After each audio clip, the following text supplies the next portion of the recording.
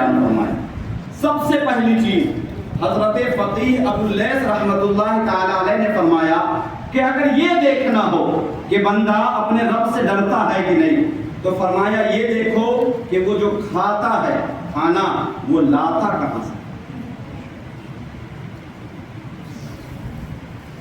جو کھاتا ہے وہ لاتا کہاں سے ہے؟ کہیں ایسا تو نہیں لوگوں کو بیوقوف بنا کر کے پیسے کما رہا ہے، کہیں ایسا تو نہیں کہ جھوٹ بول کر کے پیسے ہڑپ رہا ہے، کہیں ایسا تو نہیں ڈیوٹی 12 گھنٹے کی لگی ہے 4 گھنٹہ کیا 8 گھنٹے کا پیسہ ایکسٹرا لے کر کے آ گیا، کہیں ایسا تو نہیں کسی مزدور کی مزدوری مار رہا ہے، کہیں ایسا تو نہیں اپنے مالک کو دھوکہ دے کر کے پیسے کما رہا ہے۔ اس لیے کہ جو انسان حلال رزق کا اہتمام نہ کرے اور یہ کہے کہ میں اپنے رب سے ڈر رہا ہوں، حضرت فقیہ ابو اللیث فرماتے ہیں کہ وہ انسان دنیا کا سب سے جھوٹا ہو سکتا ہے لیکن اللہ سے ڈرنے والا نہیں ہو سکتا ہے۔ اس لیے اور یہ بات صرف انہوں نے اپنی زبان فیض ترجمان سے ہی صرف نہیں کہی، بلکہ یہاں پر اللہ کے رسول صلی اللہ علیہ وسلم کی حدیث پاک لائی اور فرمایا کہ میرے آقا فرماتے ہیں اذا وقعت لقمۃ من الحرام فی بطن ابن آدم لعنہ کل ملک فی الارض والسماء۔ میرے آقا فرماتے ہیں جب انسان کے پیٹ میں حرام کا لقمہ اترتا ہے، کل ملک سارے فرشتے فی الارض والسماء جو زمین و آسمان میں رہتے ہیں لعنہ اس کے اوپر لعنت کرنا شروع کر دیتے ہیں۔ اللہ اکبر۔ کس کے اوپر؟ کس کے اوپر؟ جو حرام کھاتے ہیں، جس کو یہ پتا نہیں کہ میں پیسہ کما کیسے رہا ہوں، اور یہی تک بات ہوتی تو بات سمجھ میں آتی ہے، لیکن میرے آقا فرماتے ہیں اس وقت تک وہ فرشتے اس کے اوپر لعنت کرتے ہیں جب تک وہ لقمہ پیٹ کے اندر موجود رہتا ہے۔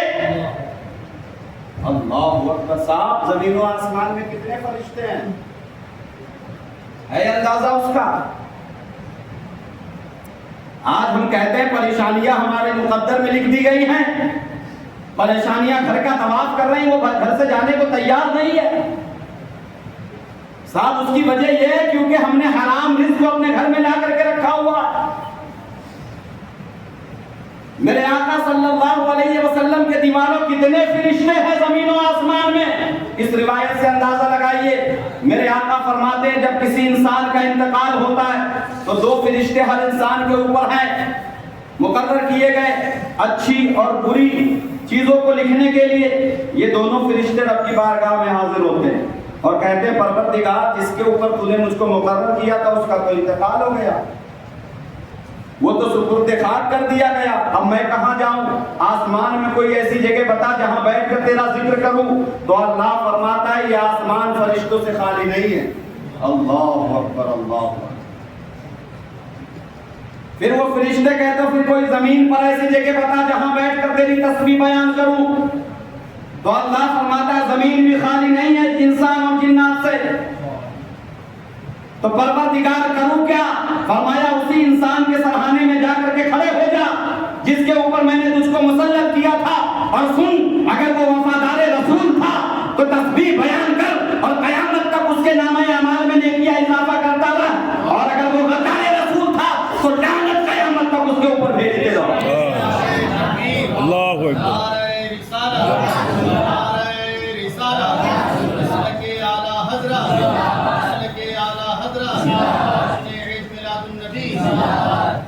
میں یہ عرض کر رہا یہاں تک تو بات سمجھ میں آتی ہے کہ پیٹ میں جب تک رہے تب تک فرشتے اور کتنے ہیں۔ اس بات سے آپ اندازہ لگائیے کہ 7 آسمان فرشتوں سے خالی نہیں ہے۔ جب یہ سارے فرشتے مل کر کے ایک انسان کے لیے ایک انسان کے اوپر لعنت کرنا شروع کر دے، اس کے حصے میں خوشی آ سکتی ہے؟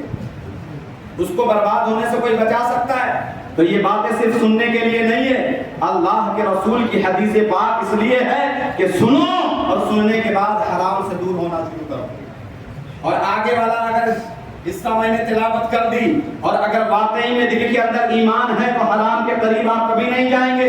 میرے آقا فرماتے ہیں وَإِن مَاتَ عَلَىٰ تِلْكَ الْحَالَةِ فَمَأْوَاهُ جَهَنَّمَ، اگر اسی حالت میں انتقال ہو جائے کہ حرام کا لقمہ پیٹ کے اندر موجود ہو تو اس کا ٹھکانہ ڈائریکٹ جہنم ہے۔ نمازیں، نہ قرآن کی تلاوت، نہ حج، نہ عمرہ، نہ زکوٰۃ۔ اے لوگوں، حلال رزق کا اہتمام کرو۔ سرکار غوث اعظم سے کسی نے کہا تھا حضور بہت دعا کرتا ہوں، قبول نہیں ہوتی ہے۔ میرے آقا غوث اعظم نے فرمایا حلال رزق کھا کر کے دعا کرو، قبول ہو جائے۔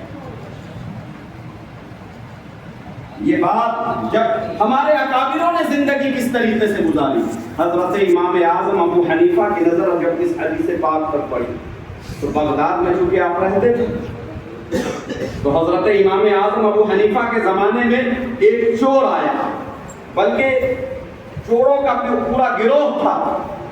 ایک انسان ایسا تھا جو جانوروں کو پالنے کا کام کرتا تھا، ریبر تھا پورا، اور سارے ریبر کو چوروں نے اٹھا کر کے جو ہے ہاتھ صاف کر دیا اپنا، سارے جانور لے کر کے وہ چلے گئے۔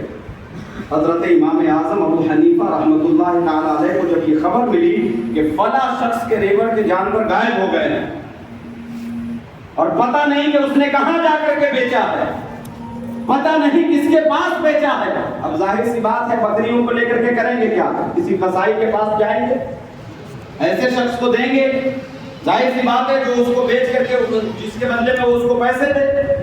اب وہ ایک دو تو تھی نہیں کہ کوئی عام آدمی لینے تھا، تو جتنے قصائی تھے سب کو دے دیا ہوگا۔ حضرت امام اعظم ابو حنیفہ نے یہ اندازہ لگایا، اور اندازہ جب آپ نے لگایا تو ایک قابل آدمی جو جانوروں کے بارے میں خوب مہارت رکھتا تھا اس کو بلایا، اور بلانے کے بعد کہا یہ بتلائیے کہ جو بھیڑ بکرے ہوتے ہیں اس کی عمر کتنی ہوتی ہے، کتنے سال تک یہ زندہ رہتے ہیں؟ تو کہا کہ بہت زیادہ اگر جی جائیں تو 10 سال، اس سے زیادہ ہے، اس سے زیادہ نہیں۔ آپ کو پتا ہے حضرت امام اعظم ابو حنیفہ نے اس ڈر سے کہیں ایسا نہ ہو کہ جانوروں کو قصائیوں کے پاس بیچ دیا گیا ہو اور جانتے ہوئے انہوں نے خرید لی ہو، حضرت امام اعظم نے 10 سال تک جانور کا گوشت نہیں کھایا۔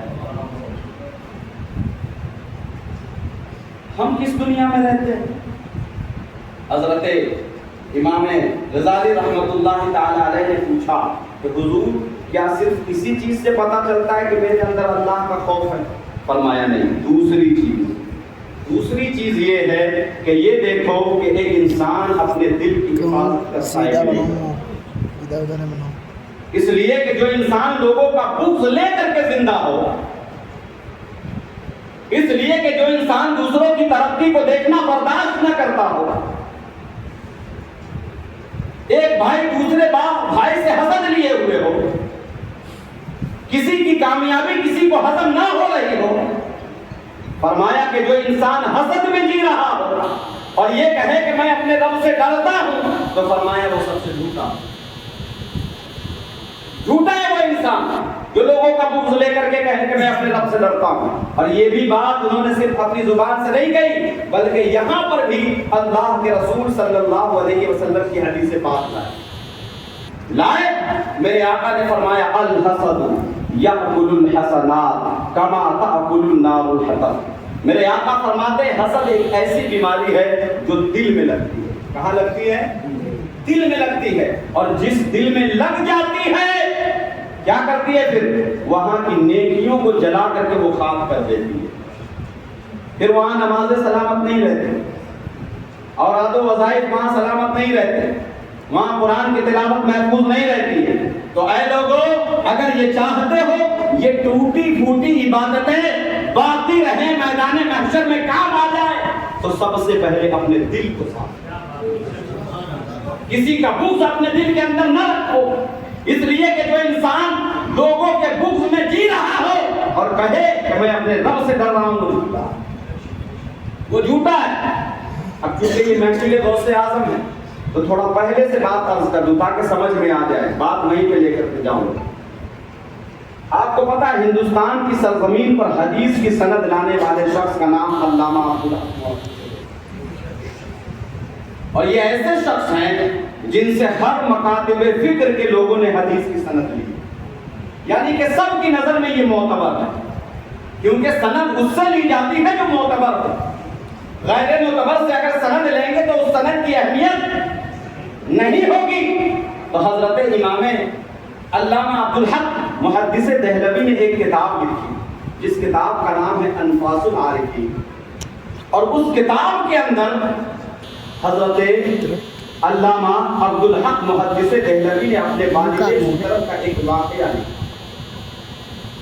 میں بتلانا یہ چاہ رہا ہوں کہ جیسے حضرت نے آپ کو بتایا کہ آج کے زمانے میں ایسے ایسے عقائد و نظریات کے لوگ رہتے ہیں، لیکن میں نے اس لیے اس کا حوالہ دیا اس لیے کہ وہ سب کے نزدیک معتبر ہیں، اور معتبر لوگوں کی جو بات ہوتی ہے، جو ان کا عقیدہ اور نظریہ ہوتا ہے، آپ کو میں فخر کے ساتھ یہ بتانا چاہ رہا ہوں، جو عقیدہ اور نظریہ حضرت علامہ عبدالحق محدث دہلوی اور ان کے والد حضرت شاہ عبد الرحیم دہلوی رحمت اللہ تعالی علیہ کا تھا، وہی عقیدے اور اسی نظریے کو اس زمانے میں پہچان کے لیے مسلک کیا تھا۔ حضرت علامہ عبدالحق فرماتے ہیں کہ میرے والد محترم پڑھتے تھے دلی میں مرزا محمد کی درسگاہ میں، تو بتاتے ہیں کہ میرے والد محترم پڑھ کر کے آ رہے تھے ایک دن،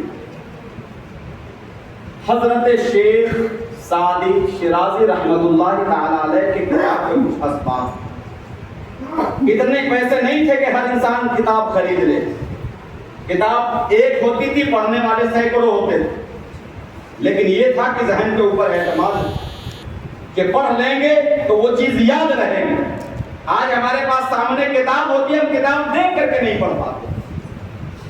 شاہ عبد الرحیم فرماتے ہیں مرزا محمد کی درسگاہ سے حضرت شیخ سعدی شیرازی رحمت اللہ تعالی علیہ کے کتاب کے کچھ اسباق پڑھ کر کے میں آیا، اور ایک اتنی لمبی گلی تھی کہ اگر سینکڑوں قدم چلتا تو اس کو عبور نہ کرتا۔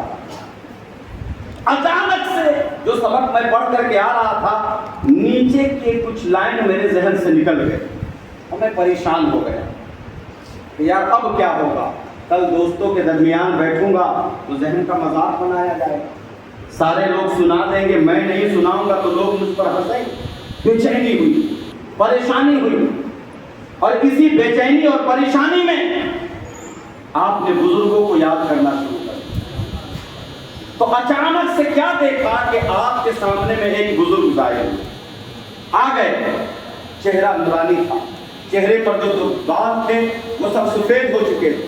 کہا عبد الرحیم کیا بات ہے، بہت پریشان نظر آ رہے ہیں۔ کہنے لگا پریشانی کی وجہ یہ ہے کہ سبق جو استاد نے پڑھایا تھا وہ میں، تو فرمایا کیا پڑھایا تھا استاد نے؟ فرمایا کچھ یاد ہے کچھ بھول گیا ہوں۔ فرمایا جو یاد ہے وہ پڑھو، آگے والا میں بتاتا ہوں، آگے والا میں بتاتا ہوں۔ تو شاہ عبد الرحیم نے کہا دیکھنے میں تو آپ بابا معلوم ہوتے ہیں، اب بابا لوگوں کا کام پڑھنا پڑھانا تو ہوتا نہیں ہے، یہ تو کام علماء کا ہے، بابا لوگ کب سے پڑھانے لگ گئے؟ فرمایا میاں جو کام کبھی علماء کے پاس حل نہیں ہوتا وہ بابا لوگوں کے پاس ہو جاتا ہے، بولو تو صحیح۔ تو انہوں نے کہا ٹھیک ہے، جب آپ سننا ہی چاہتے ہیں، بات تو لمبی ہے لیکن کچھ شعر تھے جو انہوں نے پڑھے، اور آخری کے مصرے پر جب پہنچے، آخری کے شعر پر جب پہنچے تو انہوں نے کہا سعدی بشوء لوح دل از نقش غیر، اے سعدی اپنے دل کے تختی سے غیروں کے خیالات کو مٹا ڈال، یہاں جو لوگوں کو تو بسا کر کے رکھے ہوا ہے، جس کی محبت میں تو جی رہا ہے، ایسا کر یہاں سے لوگوں کے غیروں کے خیالات کو دھو ڈال، اور کیوں دھو ڈال، کیوں مٹا ڈال، یہی بات نیچے آنے والی میں بھول گیا ہوں۔ ہاں پھر سے پڑھو، پھر سے پڑھو۔ انہوں نے پھر پڑھنا شروع کیا اور پھر یہیں پہ پہنچے، کہا سعدی بشوء لوح دل از نقش غیر حق، تو آنے والے قلندر نے کہا علم کی راہ حق نہ نمائے جہالت، وہ علم جہالت ہے جو ایک انسان کو صحیح راستہ نہ بتائے، وہ علم جہالت ہے جو ایک انسان کو نمازی نہ بنائے، وہ علم جہالت ہے جو ماں باپ کا ادب نہ سکھائے، وہ علم جہالت ہے جو بیوی کے حقوق کو ادا کرنا شوہر کو نہ بتائے، وہ علم جہالت ہے جو بیوی کو شوہر کا حق ادا کرنا نہ سکھائے، وہ علم جہالت ہے جو ایک بچے کو استاد کا احترام نہ سکھائے، وہ علم جہالت ہے جو بچوں کے اوپر شفقت کا اصول قائم نہ کر دے۔ جب اتنا سننا تھا تو شاہ عبد الرحیم نے کہا مجھ کو تسلی مل گئی، مجھ کو قرار آ گیا۔ تو شاہ عبد الرحیم نے کہا حضور بہت بہت شکریہ۔ تو آنے والے قلندر نے کہا کہ شاہ عبد الرحیم اب میں جانے کی اجازت چاہتا ہوں۔ تو انہوں نے کہا جانے سے پہلے ہدیہ تشکر تو آپ قبول فرما لیں۔ آپ نے اپنی جیب میں ہاتھ کو ڈالا اور ڈالنے کے بعد ایک پان کا پتا نکالا اور نکالنے کے بعد کہا حضور یہی میرے پاس ہے، غریب آدمی ہوں، پیسے ہوتے تو کتاب نہ خرید لیتا، اس کو آپ قبول فرما لیجئے۔ شاہ عبد الرحیم دیتے ہیں